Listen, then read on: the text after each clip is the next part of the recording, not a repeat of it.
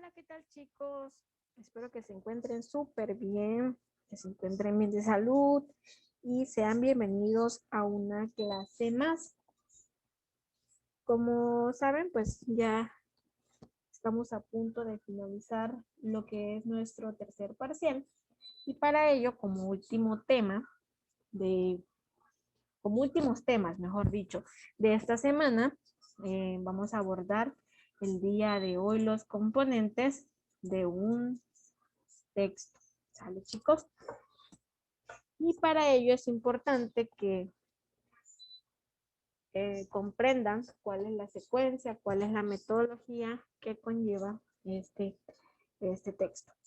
Saber y reconocer que el texto es la unidad fundamental en el proceso de la comunicación, que es basado en dos formas, tanto oral como escrito, y a su vez está compuesto por signos, en el cual posee coherencia e intención comunicativa y es de carácter social. Para ello, el texto se conforma o se compone por el primer punto, que son las palabras, y las palabras, chicos, son las unidades que tiene sentido al juntarse con otras palabras también, formando oraciones, es decir, las palabras es el conjunto de letras que vamos a plasmar para cualquier escrito, para cualquier texto. El siguiente punto es el enunciado. El enunciado es el conjunto más pequeño de palabras que expresan una idea con sentido complejo. Los enunciados también tienen las siguientes características. Una de ellas es el sentido completo, la entonación independiente y el final marcado. Posteriormente nos encontramos con el término de párrafo, y el párrafo son todas las unidades formales y significativas más amplias de un texto, el cual nos va a servir para estructurar la información, chicos, sobre la base de la extensión o importancia. También están marcados gráficamente por un punto y aparte, un espacio en blanco. El siguiente término es el texto. El texto es la unidad fundamental en el proceso de comunicación, tanto oral como escrito, que a su vez está compuesto por signos, puntos y posee una coherencia o intención comunicativa. El siguiente punto es la clase de textos, es decir, si el texto es de forma oral o en su caso escrito. ¿Cuál es la estructura interna de un texto? El primer punto es el planteamiento. El planteamiento es esa parte inicial del relato donde se proporciona la información necesaria para que se desencadene en la acción posterior. Este es un punto similar a la introducción. Es decir, vamos a poner todos el conjunto de palabras y de textos que van a hablar de forma general, por rasgos generales, el tema que yo vaya a escribir. Es decir, como hacer un pre antes de entrar ya de lleno a lo que es el tema. Es como los bocadillos, nos dan un plato inicial y luego el plato fuerte, etcétera, ¿no? Es antes de. El siguiente punto es el cuerpo, y este es el momento de mayor complejidad de la historia y donde se continúa lo iniciado en el planteamiento. Prácticamente este es literal, similar al proceso de qué, de un ensayo. ¿Lo recuerdan? Que en el ensayo decíamos que lleva como inicio una introducción, que son las características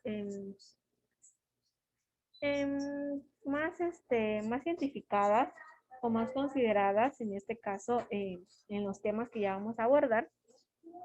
Posteriormente viene lo que es el nudo del desarrollo, que son todos los temas o el tema que vamos a abordar y le vamos a dar la importancia. en este caso, ocupando todos los términos, y finalmente decíamos que tenía una conclusión. Y el cuerpo de eso trata. Es el momento de mayor complejidad de la historia y donde se continúa lo iniciado en el planteamiento. Es decir, aquí ya le damos más realce a lo que queremos dar a conocer. El último punto sabemos que es la conclusión. Y esta conclusión pues es el episodio final en el que se resuelve o finalizan los conflictos. En ocasiones el final pues puede quedar abierto, es decir, se generan simples hipótesis, es dar una supuesta solución si en dado caso es alguna problemática que ustedes quieren dar a solución, etcétera, ¿no? Y bien, la comprensión, pasamos al punto de la comprensión del mensaje. Sabemos que cuando nosotros relatamos lo que pensamos, lo que creemos, nuestros puntos de vista, nuestras ideas, pero ¿qué hay de la persona que lo va a leer? ¿Sale, chicos? Entonces, aquí en este apartado vamos a ver la comprensión que va a recibir en este caso el receptor, o cómo es que esta persona lo puede identificar, sea el caso, ¿no? Como primer punto vemos la parte de la comprensión sintáctico. Y se inicia con una pregunta que es cómo se organiza el texto. Este punto hace referencia a los elementos formales del texto como son las palabras, los enunciados, las frases y las oraciones, o asimismo también las imágenes. Y analiza la estructura formal a través del mecanismo de la cohesión y la coherencia. Ahora, el texto debe presentar un orden lógico de ideas y la organización de imágenes y palabras enunciados de manera coherente y facilita la comprensión del texto. Ejemplo de ello pasaría a ser la enumeración, es un elemento de la cohesión que le da coherencia o sentido lógico, en este caso al texto. Siguiente punto es el semántico, la comprensión semántica. Y se relata con la siguiente pregunta. ¿Qué dice el texto? Este punto es la relación entre la forma y el contenido o el significado del texto. Es decir, el análisis de la significación va desde la interpretación de enunciados hasta las relaciones con otros textos. Las relaciones entre palabras, enunciados e imágenes con sus significados, en este caso, posibilitan la interpretación del contenido y el texto. Es decir, cuando nosotros leemos algún texto y lo vemos con ilustraciones e imágenes, se nos hace más divertido, más emotivo y nos genera el interés por seguir leyendo, a cambio de un texto simplemente redactado a puras letras, que se nos hace un poquito pesado o incluso aburrido. Ejemplo de este punto de la comprensión semántica son las palabras, imágenes, listas que relacionan sus significados para una mejor comprensión y asimismo una mejor interpretación. Pasamos con lo que es la comprensión pragmática y se genera con la siguiente pregunta. ¿Cuál es el propósito del texto? Este punto es la relación entre la intención del texto y diversos elementos que intervienen en la situación comunicativa. Si se dan cuenta, la palabra o la pregunta que se hace en este apartado o en este tipo de comprensión es realmente cuál es mi propósito, cuáles son mis objetivos. Porque cuando hablamos ya de un texto muy formal, puede ser ¿se acuerdan los tipos de artículos que vimos de opinión, periodísticos, comerciales, etcétera, ¿no? Entonces, todo eso tiene un propósito, tiene un fin, y es por ello que eso tiene relación con la intención, el cual fue creado el texto. Y algunos aspectos, como quién habla en el texto, a quién va dirigido, en este caso el discurso del texto, y qué situación se presenta o asimismo facilitan la comprensión de los textos. Un ejemplo de ello serían en los artículos periodísticos, como les decía, el lenguaje es sencillo, ya que es para el público en general. Cuando hablamos de artículos, recordamos que son fragmentos pequeños en los cuales nosotros simplemente pongamos nuestros puntos de opinión sobre algún tema en específico, siempre y cuando el tema sea actual. un tema actual podría ser el COVID. Ustedes pueden generar ciertos puntos en los cuales van a dar su punto de vista, qué es lo que realmente está pasando, qué es lo que nos están tratando de decir para que nosotros lo creamos cuando la realidad es totalmente distinta. ¿Sale, chicos?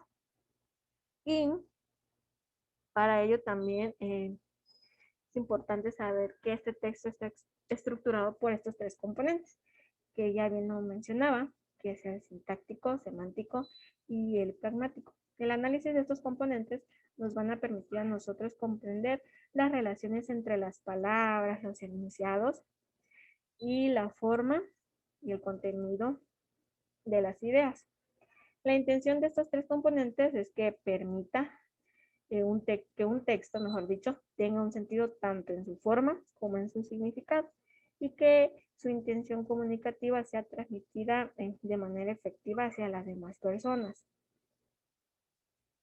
Ahora bien, pasamos al siguiente punto, que son otros tipos de estructura de texto. Como primer punto podemos encontrar lo que es el texto, digamos, las palabras, los enunciados, los párrafos, etcétera, etcétera.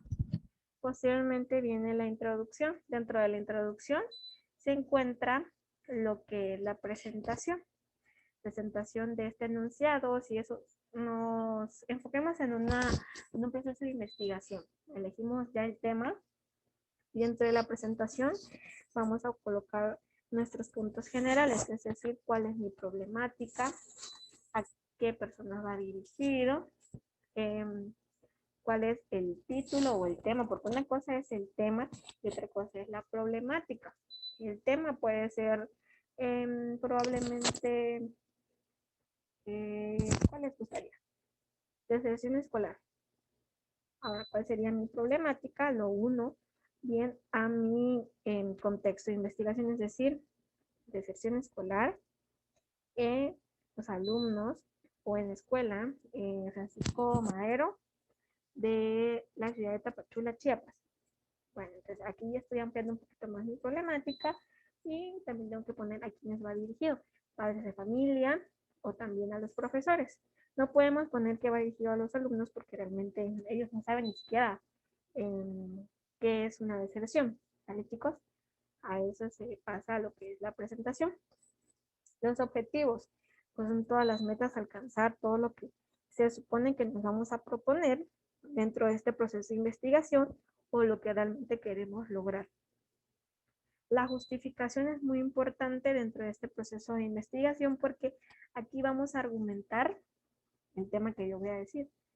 Es decir, voy a generar hipótesis en decir, bueno, los factores que han propiciado o han aumentado el índice de deserción escolar pues puede ser en problemas familiares, entre ellos divorcio, alcoholismo, cuando hay separación de padres o hay maltrato en la familia, o etcétera, etcétera. También la parte económica puede perjudicar hasta cierto punto.